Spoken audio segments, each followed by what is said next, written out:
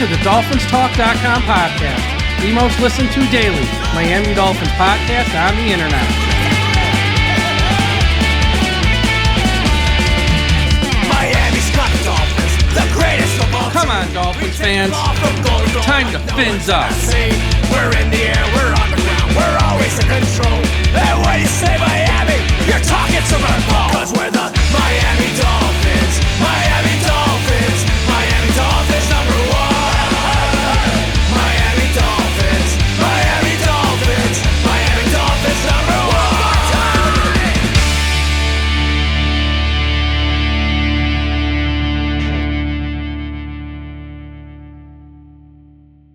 Hello, Miami Dolphins fans. How are you today? And thank you for listening to the DolphinsTalk.com podcast on this Thursday, May 22nd. I'm your host, Mike Oliva, flying solo today.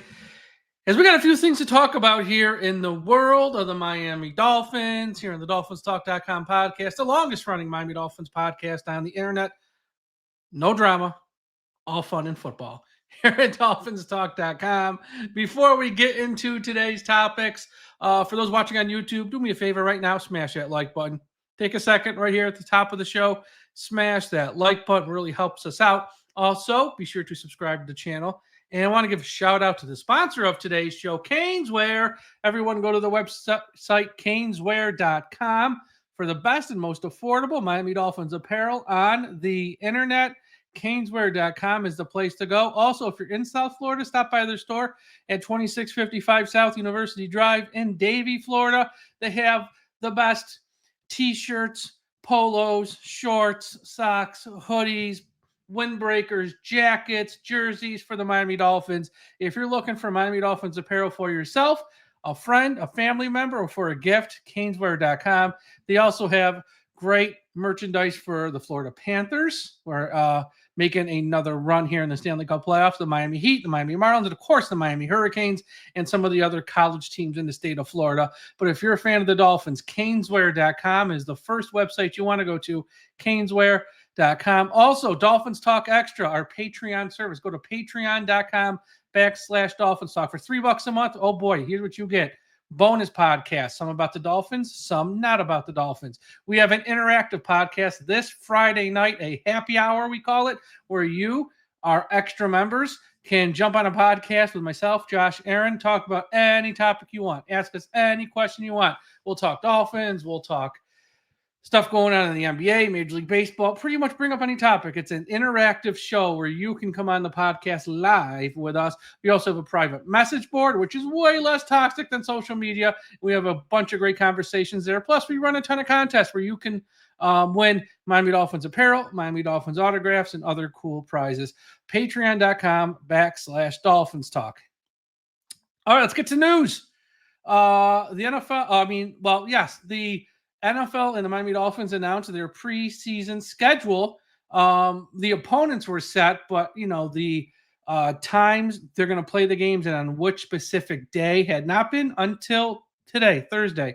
The Miami Dolphins, week 1 of the preseason, play on August 10th against the Chicago Bears at Soldier Field at 1 p.m. in the afternoon. That's right. So we got a Sunday afternoon, 1 p.m., August the 10th, at at Soldier Field against the Bears.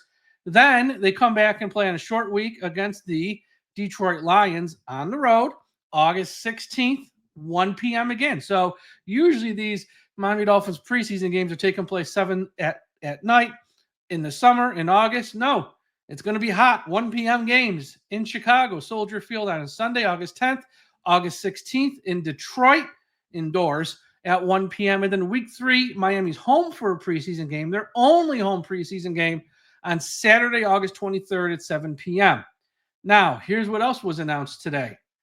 The Miami Dolphins are going to have joint practices with all 3 of their preseason opponents. It was announced earlier this week by Jacksonville and their new head coach that Jacksonville and Miami would have joint practices in the lead up to their preseason game, week 3.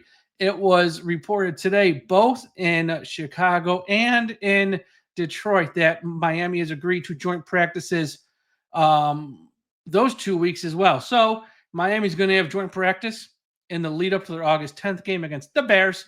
They're going to have a joint practice in their lead up to their August 16th game versus the Lions. Then they'll have a practice, joint practice in the lead up to the Jacksonville preseason finale at home, which is going to be interesting because Miami plays on a Sunday in Chicago. They're going to be in Chicago most of the week, fly home, and then since that next game's on a Saturday, short rest, they're pretty much going to go right to Detroit, spend a few days there, play a preseason game there. They're going to be flying around here a lot in the preseason, which makes me think fewer open practices in Miami Gardens this year for Dolphins fans, because those 2 weeks in the preseason, they're going to be on the road and they're going to be doing a lot of their practices in front of the fans of the opposing team. So fewer opportunities for Dolphins fans to see the team practice and training camp in Miami Gardens. We got some Tyreek Hill news. Got a lot of Tyreek Hill news, actually, as the assistant coaches met with the media the other day, and a lot was said. On Wednesday, I believe they met with him, and a lot was said. And one of the big topics was Tyreek Hill. And the Miami Herald is reporting that Tyreek has been in the Miami Dolphins facility as he rehabs from his wrist injury. So he's there on site a lot. And it was reported that he took the entire wide receiver room out to dinner. New wide receiver coach Robert Prince said, Tyreek's been great. And said if he sends him a text, he responds to it ASAP. If he calls Tyreek, and Tyreek, if he doesn't answer, he calls him back ASAP. Robert Prince has said it's been nothing but a positive experience with Tyreek Hill. Miami Dolphins offensive coordinator Frank Smith said, and I quote, he's got energy every day. And he said Tyreek Hill is motivated. So everyone is saying the right stuff, making it seem like, Tyreek Hill actually didn't quit in the middle of the Week 18 game versus the Jets, that Tyreek Hill's the perfect teammate, that they're sort of covering up that Tyreek Hill said he wanted out of Miami. No, Tyreek's great. He's been great all offseason. He's the perfect player. He's the perfect teammate. He's fantastic. And they're putting out all this positive press about Tyreek Hill. Now, why? Well, because they know the only way to trade him eventually is and to be able to get more than a late round pick in return is to tell the world that Tyreek's great. He's a perfect teammate. Ignore the off the field stuff. Ignore the stuff with his wife. Ignore about the police being called. Ignore about his upcoming trial with a plus size model that will be in court in the middle of this year. Ignore all that. Listen to what we're saying now in May. He's the best. Motivated, good energy, responds to text, responds to phone calls. Tyreek for president 2028. It's all sunshine. It's all rainbows. And it's all bullshit. Because there's also something else brewing with Tyreek Hill. David Furonis of the Sun Sentinel earlier this week said that Tyreek Hill has been noticeably absent from Miami Dolphins social media posts in the promotion of the schedule and the upcoming trip to Spain. There's been a lot of social media posts about the schedule, obviously. There's been a lot of social media posts about the upcoming trip to Spain and having fans of the Dolphins travel to Spain to get that game filled up, sold out, with a lot of fans of the Dolphins there. And David Furonis has said the last time that Tyreek hasn't appeared in a Miami Dolphins social media post since April 28th. Now, to quote my Brian Windhurst meme there, why is that interesting? Because it's leading to speculation that Tyreek being left out of their social media posts and their social media promotion is that they know that he's not in their long-term plans. Remember just a few months back in January, February, Javon Holland was complaining on social media in the lead up to free agency about how the Dolphins have now not used him on any social media posts. Mind you, his contract was up and he was going to be a free agent, but Javon Holland went on a podcast, he went on social media, said, how come I'm not in any of the Miami Dolphins social media posts? And he specifically was upset that he wasn't involved in their Valentine's Day social media content, where they had some lighthearted content, had some fun with some of the players, and Javon was left out of that.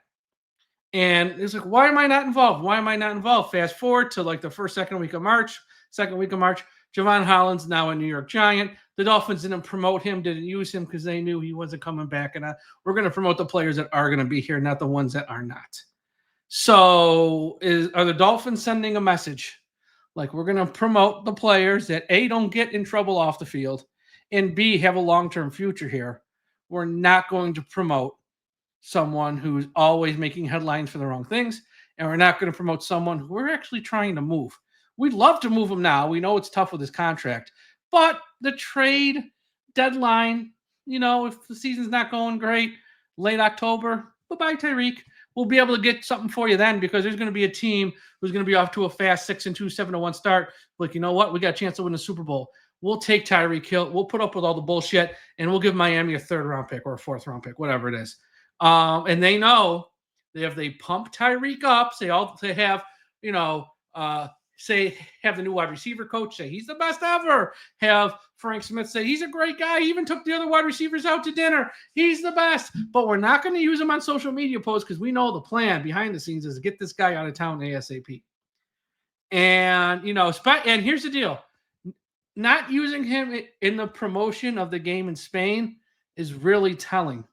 Because when is that game played? It's played after the NFL trade deadline. The last thing that the NFL and the Miami Dolphins want is to promote a player for a game who they might know in the back of their head there's a good chance he ain't going to be there. Now, look, if someone gets hurt, that's out of their control. If they promote this player and he gets hurt, that's just bad luck. But they don't want to openly promote a player who they might think in the back of their head, we're just waiting for the right team to call. And we don't care what our record is. We don't care what their record is. We're looking to move them. So, they're going to say the right things when there's a microphone in front of them, whether it's the head coach, whether it's the quarterback, whether it's the assistant coaches. But look at the social media and how they're handling Tyreek Hill this offseason. It's the same way they handled Javon Holland at the start of the year before free agency. There was a bigger plan in place. And I think, you don't have to be into conspiracy theories. It's just, it's there. As I always say, I'm not here to change anyone's mind, but the facts are there if you want to see it. And for those who don't, okay, but it's there. The writing's on the wall. Before I get into the rest of the show, quick shout out to everyone listening at finheaven.com. Everyone go to finheaven.com, largest Miami Dolphins message board on the internet. Also, shout out to our friends at the I Am a Miami Dolphins fan Facebook page. If you're on Facebook, please be sure you are part of the I Am a Miami Dolphins fan Facebook page. And wherever you're listening to this podcast, Apple Podcasts, Spotify, YouTube, Podbean, iHeartRadio, Audible, or one of the other hundreds of platforms are on, subscribe. We're going to have shows most days each week. I already got one interview set up for next week. I'm working on getting a second interview set up for next week as we get you through this slow part of the off season. Until we get to training camp. So we're going to have a lot of shows and a lot of quality content with no drama and no bullshit. Quality content here at DolphinsTalk.com. Okay, the assistant coach spoke to me, like I said the other day. Some wild stuff was said. And once again, I know it's an assistant coach. They can't throw players under the bus. I don't expect that, but you also, as I always like to say, don't pee on my leg and tell me it's raining. Or, use your words. Be careful how you say things because it will come back to bite you in the ass.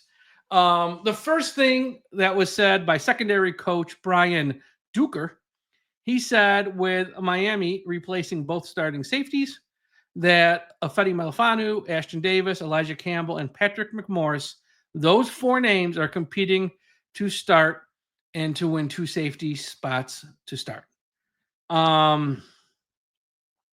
Which is right. I mean, those are the 4 best safeties we have on the roster today.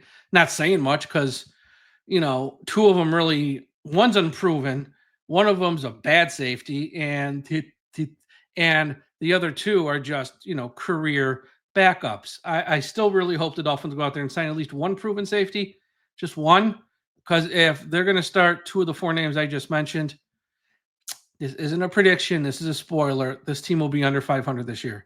This is a pass-happy league. if we're starting Ashton Davis and Afedi Malafanu, that's going to be really bad. I don't need a crystal ball to tell you that. Anyone who tries to spin you, Anthony Weaver's a great coach, or the pass rush is so great. The pass rush is not going to get to the quarterback on every play. The secondary is going to have to make a lot of plays. It's not like this pass rush is that good. You got Chubb coming off a third ACL. You got Jalen, who knows when he's coming back, and Chop Robinson's a nice player. Nice player. Let's just leave it at that. Let's not make Chop Robinson out to be, like the greatest pass rusher. Like he's not Michael Strahan. He's not Reggie White. Let's, keep things in perspective here. The pass rush isn't going to get to the quarterback in every play. This safeties are going to have to make plays. And those 4 safeties, Patrick McMorris is a virtual unknown. Elijah Campbell, great special teams, bad safety. And the other 2 are let go of their teams for a reason. One's always hurt and the other one's not very good. So I really hope they go out there and sign at least one veteran safety, because if 2 of those 4 names are going to start, wow, it's going to be ugly. Butch Barry. This is where coaches really have to be careful with their words. Dolphins offensive line coach Butch Barry, when explaining why the team re-signed Liam Eichenberg. He's a glue in the room. He's a glue guy. Does an unbelievable job. Yes, Butch Barry said that Liam Eichenberg does an unbelievable job with the whole room, doing an unbelievable job with younger players. He's a leader by nature in terms of how to do the standard of work. He can play a lot of different positions, has multiplicity, and I think that's very important. Butch, this is insulting. Like, don't insult the fans' intelligence. Liam Eichenberg isn't a glue guy. I think Butch Barry's been sniffing glue if he really believes that. Liam Eichenberg can't play. Again, we've seen it with our own 2 eyes over the last 4 years. Don't pee on my leg and tell me it's raining. Liam Eichenberg spends more time on his back than a girl at the bunny ranch. He can't play. He can play every position on the offensive line. Guess what? He plays them all badly. I mean, a glue guy. What are you, nuts? Are you crazy? This notion you can play a lot of positions. Yeah, like I said, he plays them all badly. Again, and I understand an assistant coach not wanting to trash his players to the media, but you also don't have to flat out lie either. How about just say something like this? Liam works hard. Can't wait to see what he does this training camp. Leave it at that. Simple. You didn't overhype anything. You didn't lie to our faces. Was it that hard? But the bullshit about being a glue guy, he can play multiple positions. He's a leader by nature. Standard of work. Give me a freaking break, man. We got 4 years of video evidence that this guy sucks at all 5 positions. And, here's the sad part. And I get no joy in saying this. Liam goes into this year as your backup center and your backup guard. And with our luck with injuries, he's probably going to start 8 games this year, 7 games this year, 9 games this year, whatever it is. Because, Aaron Brewer, he'll probably get a little hurt at one point, miss a game or 2. One of the guards, one's coming off a major injury and one's an unproven rookie. As much as we like him, he's still an unproven rookie. There's a good chance Liam will start, 6, 7, 8, 9 games this year. And, and then we'll see if he's a glue guy. And then we're going to see how the standard of play, and he's a leader by nature, and all this bullshit. It's like, Jesus, they cannot believe some of the stuff they say. And again, I'm not saying you got to trash him, but you don't have to blow smoke up his fanny and blow this and try to, lie to fans.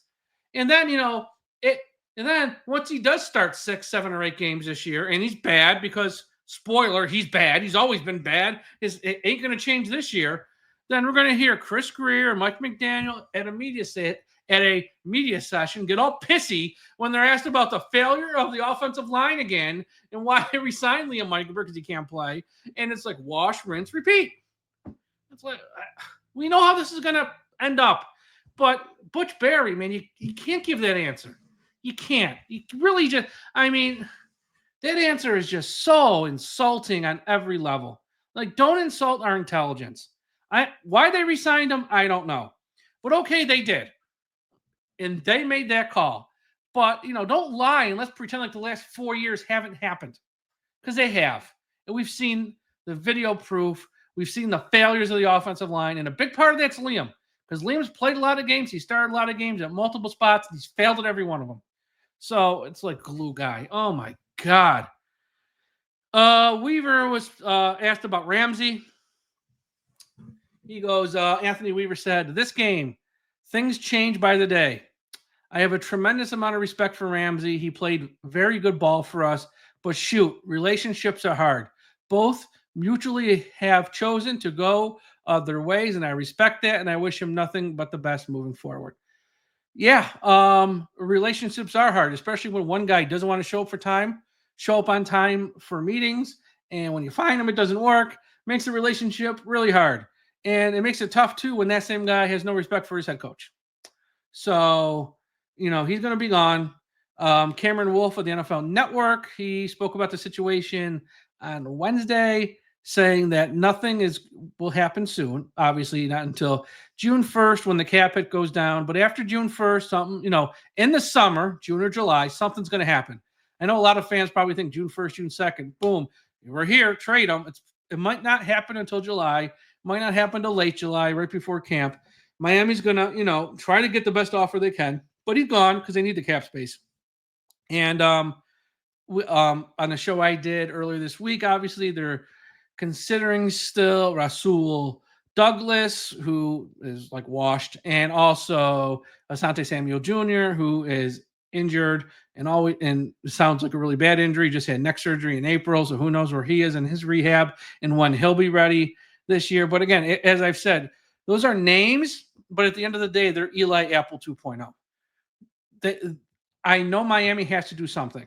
So signing one or each of those guys, can't get mad because they have to sign someone.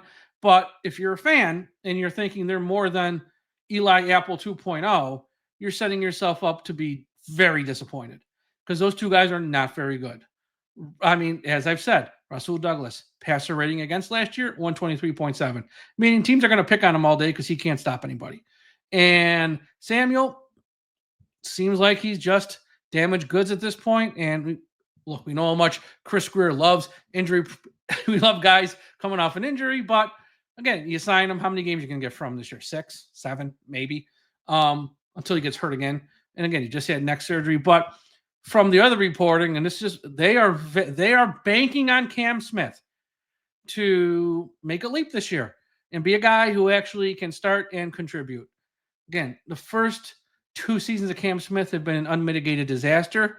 Vic Fangio wanted nothing to do with him for whatever reason, and everyone blamed Vic. Then last year, Vic's gone, and we have Weaver. Guess what? He couldn't get out of the field with Weaver either. At some point, it's the player, and he's been hurt a lot, and it's just I don't think he's very good. I mean, I know we picked him around too, but that's on Chris Greer for missing on the pick. But if the plan is Cam Smith's going to start, and don't worry, well, newsflash, worry, because that's not a good answer at corner to replace Ramsey. Again, we'll see what they do. And last thing, I found this hilarious. Joe Shad, Palm Beach Post, wrote a great article about the Miami Dolphins trying to be more of a team and team building and all that stuff. And what they're doing is Mike McDaniel wants to do more team events. He wants the team to be closer. Tight end coach John Embry said last year they felt more like a roster of guys than an actual team, and they want to be a team this year. And what have they done to do that team building? What exercises, what things have they done this offseason for team building? Well, the tight end room all went out for a meal. They all went out to eat together as a tight end room. The defensive line played paintball together. So they all found a place, went and played a little paintball together. And the offensive line, they all met up this offseason and did Pilates together. Paintball and Pilates, your 2025 Miami Dolphins. Pilates. Not knocking Pilates. I'm just saying that's what they're doing. They're doing more events. And I'm sure we're going to hear about more of this stuff in the weeks and months to come. They're getting together, team building activities, which, again, not knocking Pilates. And I think this stuff does work. I have no problem with team building activities. I think they're great. But it feels like they're trying really hard to get chemistry. Achan said that they're trying to build chemistry this offseason as a team. And that's great. I think they should do this stuff. Again, I'm not knocking it. I'm just having a little fun about the Pilates. Have a laugh, folks. But to me, having that chemistry and having that team atmosphere should be more organic. I don't know if you can force it. I think it's got to be a little bit organic at the end of the day. And at the end of the day, I do think a team is a reflection of their head coach. And if the head coach is all sunshine and rainbows, not going to criticize anyone, there's no amount of meals, there's no amount of paintball games, there's no amount of Pilates classes that's going to build a team that's going to build chemistry. The head coach has to set the tone, and all these activities are great. I mean, they can't hurt. They can't hurt. But I think it does. There needs to be more of an organic thing where the players want to be around each other, not forcing them together to play paintball or forcing them together to do Pilates. We're going to head out for a meal and we're going to be friends whether we like it or not. I think it needs to be more organic in nature, but I'm not knocking it because they're trying something. So I want to give them credit for trying something. But that's what they're doing to try and build that chemistry of a team and trying to change the image that they put out last year at their end of year press conference, that guys are showing up late, guys weren't taking stuff seriously, they fined guys, it didn't matter. And you look at the guys that were here last year that aren't. Now, I know some of it is because of money and contracts, but some of it's not. And I'm not going to say the names. Look at the guys who are on the roster in 2024 who actually played a little bit, and look at the guys who aren't here anymore. And I'm not saying all of them, because that's not fair, but a good chunk of them, those were your problem guys. And they're not here anymore. And not all of them left for big money. A lot of them left for modest contracts that Miami could have matched if they wanted to keep them. And they didn't want to keep them. So they're not here. And now they're trying to fix it, trying to fix the culture, as they say. And they're trying hard, it sounds like, but I do think there needs to be more of an organic feel. Okay, for it to work at least. We'll see. Hope they prove me wrong. Everyone, thank you for listening to the show. As always, patreon.com/DolphinsTalk. Is there still time to sign up and be part of our happy hour show Friday evening with Josh, Aaron, and myself? You can come on a podcast with us, bring up any topic, ask any questions. We'll talk about anything. It's your show for our Patreon members only. Patreon.com/Dolphins. It's $3 a month. $3. You spend more on that on a cup of coffee, and you get so much extra content, so much extra audio. You are automatically signed up for contests where you can win autographs, memorabilia, and Miami Dolphins apparel. So check that out. Patreon.com/DolphinsTalk. Wherever you're listening to this podcast, Apple Podcast, Spotify, YouTube, wherever, subscribe, hit the subscribe button. And DolphinsTalk.com. Got a bunch of great articles up there. Check them out. Everyone, have a great Thursday night. Have a great Friday. We'll talk to you again after a while. And folks, don't forget, we must put an end to highway. Hey, everyone. Mike here from DolphinsTalk.com. Real quick, I just want to give a thank you for watching this video. Please be sure to smash that like button and subscribe to our channel. Also, just want to say thank you for all the support you provide us here at DolphinsTalk.com and have over the many years. We thank you. It's much appreciated. Without you, there would be no us. I know there are so many other podcast options out there these days, whether it's true crime, the NBA, Major League Baseball, news, politics, and of course, other Miami Dolphins podcasts as well. We really do appreciate you taking a few minutes out of your day, each and every day, to watch our stuff here at DolphinsTalk.com. Also, if you like this show and want more content from us, please be sure to sign up for Dolphins Talk Extra. Go to patreon.com/DolphinsTalk. We have a private message board where you can interact with only extra members and ourselves here, the staff at the website. We have extra podcasts about the Dolphins and also extra podcasts not about the Miami Dolphins. And we give away a ton of prizes. We have a ton of contests that are exclusive to Dolphins Talk Extra members. We give away autographs, memorabilia, jerseys, hats, all that fun stuff. So everyone, please be sure to go to patreon.com/DolphinsTalk. It's $3 a month. It's really cheap. You'll have a lot of fun. Trust me. But once again, thank you so much. Everyone, have a great day.